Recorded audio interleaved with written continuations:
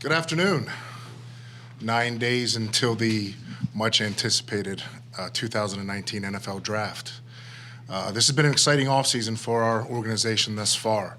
As I look back, I feel like we have filled a number of needs in free agencies, which has given us the opportunity to stick with our philosophy, which is to draft the best player available, no matter if that's at 1, 33, or wherever we may be picking.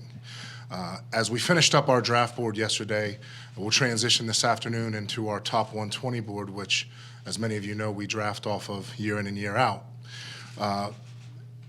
It really made me reflect and look back on the number of drafts that I've been through and the amount of work that goes into an NFL draft.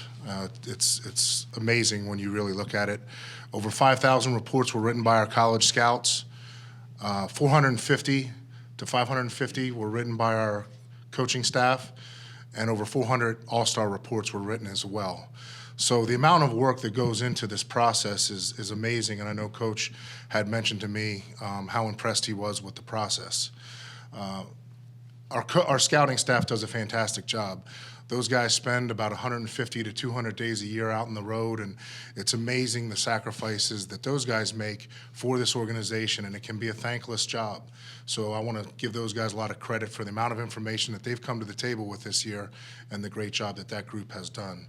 Our coaching staff has fit in well. It's been a seamless transition. Those guys have done a fantastic job. They've gone out and worked out players at pro days. They've watched the film, they've turned in their reports, and that's also a necessary part of the process because of so many things. Number one, how a player fits schematically, how the player can learn and process information, and those are all major requirements to be an Arizona Cardinal. Before I get started today, guys, I want to say a few things. Number one, we are not done with this process. We have not made a decision on the first overall pick. All right? Secondly, there are a number of players, in my opinion, and our scouts' opinion, and our coaching staff's opinion, that warrant being the first overall selection. Have we received calls about trading for the first pick or any of our players? Those are the sort of things that I'm going to keep private and in-house, okay? And then the last thing I'm going to ask you is I'm not going to get into hypotheticals today. I'm not going to get into any situations where it's scenarios. We're 9 days away, guys. Anything can happen. So we'll be prepared for next Thursday. We're extremely excited, and we're ready to kick off the 2019 NFL Draft. Questions? Steve, you talked about the evaluation process, which is every year, but the gravity of having the number one pick, how much does that just kind of weigh on your mind, knowing how the ramifications of getting it right or getting it wrong? I mean, the preparation is no different. The great news for us is you don't have to sit and procrastinate on whether that player is going to be there or not. So, again, it opens up a lot of different doors for you. It gets you excited. After I've evaluated this group of players, as I look back on it now, and I said what I said after the season about having the first pick, I wish I had about 6 more. When do you anticipate, Steve, making the decision on the number one pick, and would you expect that maybe to be draft night or anything to happen draft night? Once we finish with the 120 process, Kliff and I will sit down with Michael Bidwell, and we'll discuss all of our options, and we'll weigh through what makes us better as an organization. Steve, you said your draft board is done. You're into the transition to the top 120. What is that process like? Is it just the top 120 names? How does that work? Yeah, well, essentially we create what I call cardinal filters. So we stack and we rank our players by position accordingly, by grade. And then we'll have conversations now to get through that filter. There's a number of things you have to clear. That's character, it's medical, it's the ability to learn and process information. So there's a number of things that go into it that, again, going through this process year in and year out, you learn a lot of different things. And when it comes down to it, as I said many times, passion for the game is at the top. How many guys on that? How many on the big board then down to the 120? What's that pairing number like? There's generally anywhere from about 400 to 450 players on the vertical or on the horizontal board, and then again, to get through that filter, it's pretty tough. And again, there's a lot of different things that weigh into it. Scheme fit is also another thing that's a factor. But as I look at it, there are going to be players that are drafted high that do not make it over to our board. How do you evaluate passion for the game? There's a number of different ways. I mean, it's an inexact science, so nobody has perfected it, that's for sure. To be able to realize what a player's incentive is a lot of different things. How they play on tape, the interview process is critical, the way they come off, the way they learn and retain, and then getting to know the people at the college campuses. We talk to so many sources, whether it's trainers, equipment managers, we talk to teachers, so many different people that we go through a long and hardy process to try to find out what makes a player tick. And I think that again, is one of the most important pieces to this. Is there a reason why you haven't made up your mind on the number one pick? Because we have time. Kliff, coming from college, is your role in this, does it change at all from maybe what a coach who's been in the NFL for a number of years has been? Do you look at these players any differently, having been so close to the college game recently? I'm not sure. I think the ones that obviously we played against, you have a good feel for, having scouted them and been around them in the Big 12 a number of years, and knowing their coaches and feeling like you can trust that information. I think that's been helpful. But overall, obviously, I've deferred a lot of it to Steve and his personnel department. They've been phenomenal, kind of helping me transition through this process. With Kliff, with the number one pick, Josh Rosen's obviously been thrust kind of in an uncomfortable position, I would imagine, with all the speculation. How do you think he has handled it? What's your interaction with him been? Yeah, he's been phenomenal. I mean, he's couldn't have been better, honestly. First one to show up, engaging into it, very sharp, as everybody knows, and can't say enough good things about my interactions with Josh so far. Steve, how do you balance and weigh things out between taking someone at number one or trading down and perhaps looking at getting more picks either this year or even next year? Well, I mean, that's the game that you have to play. I mean, you have to look at, if you trade back and what do you get for it, number one, and who are the players that are going to be in contention if you trade back that far, versus taking the pick and the type of impact that player has on your organization. And that's $1 million question. We as an organization will take the best player that makes the biggest impact, and that's going to be part of this process, the top 120, that gives you a better understanding. When you start to rank the players vertical, you start to give you a better visual of how far you can drop back or whether you stay in place, and it makes it much easier on draft day. Steve, since the season's started, the offseason, you guys have addressed a lot of different areas, free agency, waiver claims, obviously getting a jump on that. How does that impact the draft? Well, I mean, I think it was important to be aggressive, again, through the wire claims and through free agency, to give us this opportunity to have some flexibility where there weren't positions that were an absolute need. That, again, that's the tough part of this business. It's natural that you can sort of stray towards positions of needs, what gets you in trouble. As long as those players are in a very similar category grade-wise, then it can be a discussion. But if a player and another player, if there's a significant gap, you have to take the best player available, because I say it once, again and again, that your needs in May are always changing. So what we need in October, November will be different from what we needed this spring. But you can't have enough good football players and you can't have enough depth. Steve, you signed Kevin White, but do you think, talking about need, is wide receiver something you feel like you need to address somewhere high in the draft? I mean, we'd like to. I wouldn't say need, but there's no doubt that there's a number of receivers in this draft that we feel are quality players and can certainly help us. If you've talked about using a tight end or not, and does that go into it where you can maybe bend your scheme if you like a wide receiver or a tight end better, you can grab that guy and then make it work? Yeah, I think so. I think we'll adapt to the personnel and put the best players on the field, and that gives us the best chance to win. What do you think of the tight ends in this year's draft? I mean, there's some really talented players, no question. I think the depth is there.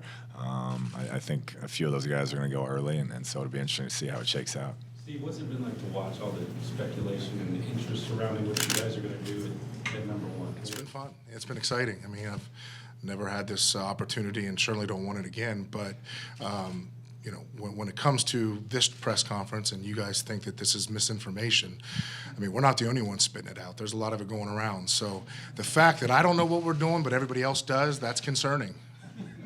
How much misinformation would you say is out there this time of year? It's amazing. It really does. It puts it into perspective for me that every time I see a report about another team, I take it with a grain of salt because it's pretty heavy. Steve, to follow up on something Kliff said about the handling of how Josh Rosen has handled this, has he come to you to ask, say, hey, hey, look, you drafted me last year, what's the situation, or what's your communication been with Josh? No, we've had good dialogue, but he is a pro's pro. And the one thing that I've appreciated about him the most since we drafted him, the kid has an unbelievable amount of mental toughness. You saw that last year as he took a beating, and we went through the injuries we went through up front. Physical toughness, mental toughness, Josh Rosen has it all. Steve, a year after drafting Josh, why are you open to the possibility of drafting a quarterback again? I never said I was. Are there any concerns from either one of you that Kyler might return to baseball? I think whoever drafts him is certainly going to have to address that with him. Would that be something a smart team would put into his contract with him? He would have to like pass on baseball for X money? Is it legal with the CBA? So are you not open to drafting a quarterback with number one? I didn't say that. When you met with Kyler, I mean, did you ask about the baseball concern? Was that an issue that was brought up? Maybe. Hey, Kliff, who are you reaching out to in this process? Given it's your first time going through it in this chair, who is your support network here? Yeah, Steve. You know, I think he's been through a bunch of them. And just the way he's been through the entire process for me since I've got here day one, you know, I trust him. I knew going in that I'd lean on him through this process, and he and his scouting department have been phenomenal with our coaches and getting our ideas and helping us be a part of this deal. Steve, you said there's an incredible amount of misinformation going around. Are you possibly giving us some of that misinformation? No, I usually try to be straightforward with you guys, but there is. But I mean, at this time of year, I mean, we all know the drill. It's fun. It's good for talk shows and TV, but you know, we have a job to do as well.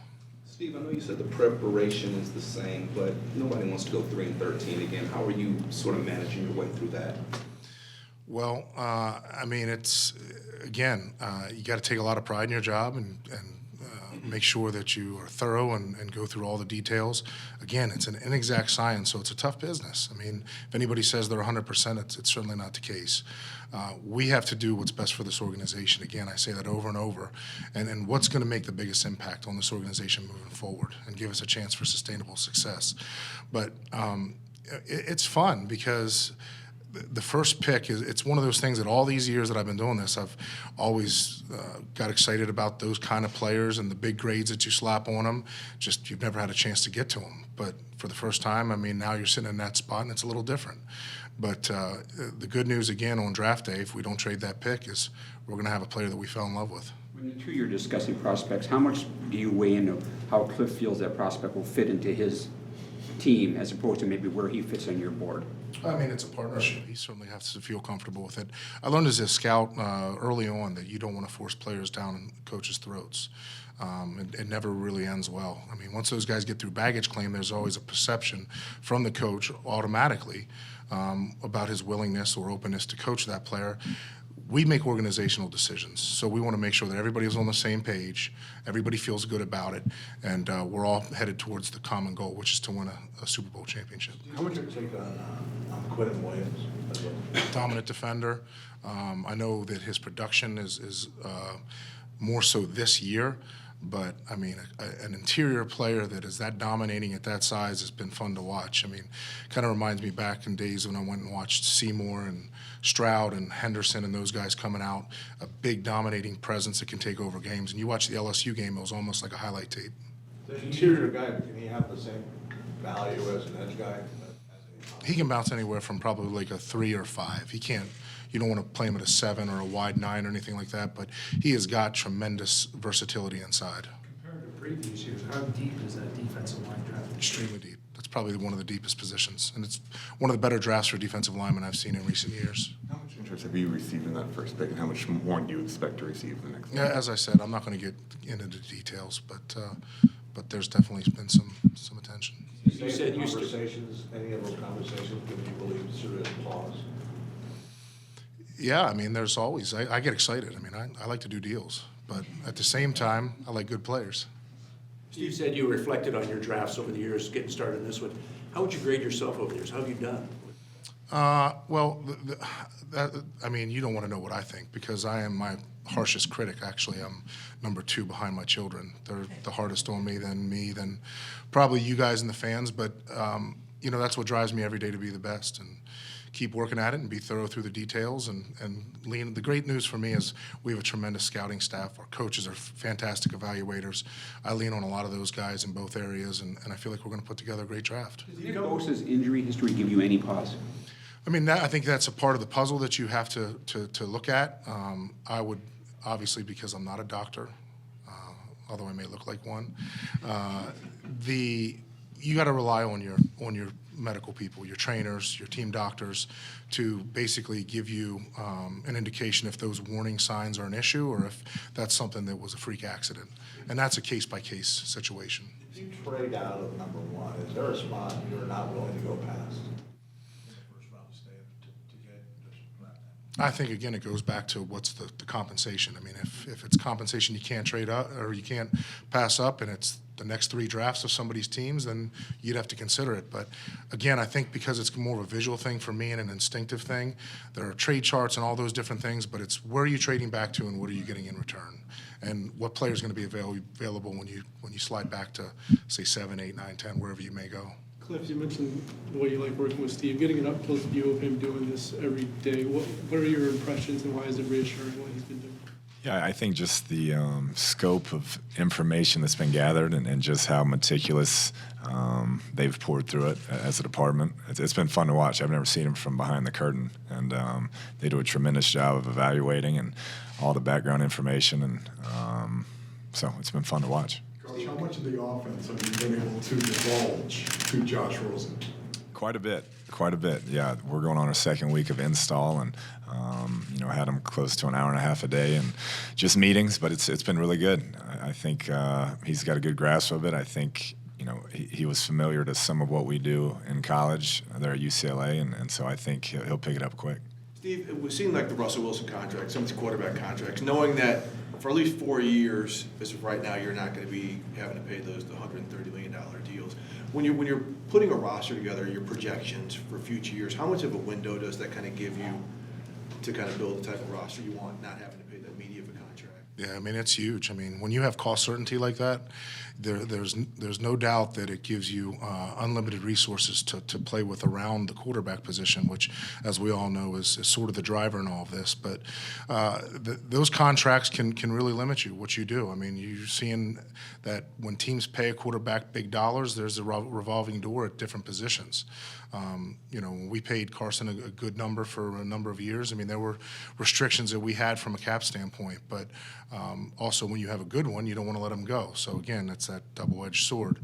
But I'm happy for Russell. He certainly deserves it, and he can take care of some of my alumni donations. For both of you, how valuable have the 30 visits been, and has any of them swayed opinions for any of you about any player?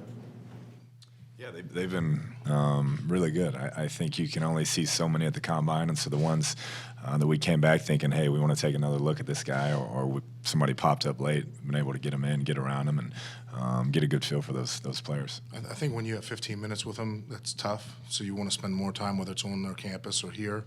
It really does open up your eyes, and you get to know them better as a person.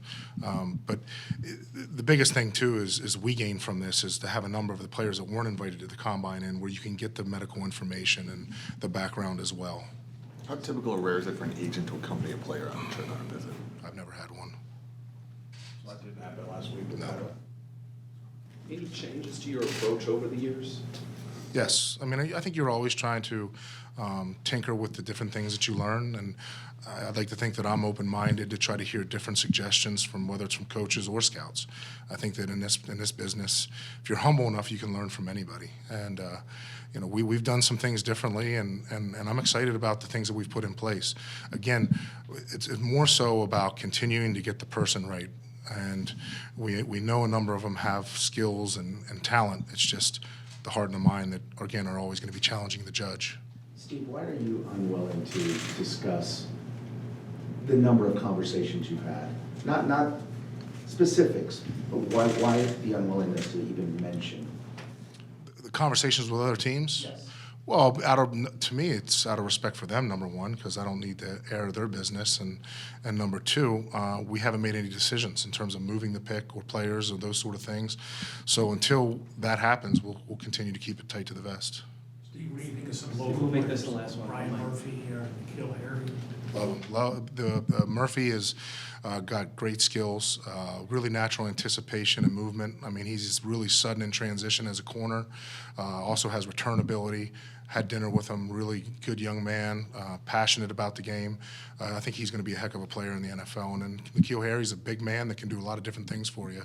One thing that excites me about him is his ability to run after the catch. I mean, for a big, long athlete, he's got unique skills after the catch, as well as tracking and adjusting to the football down the field.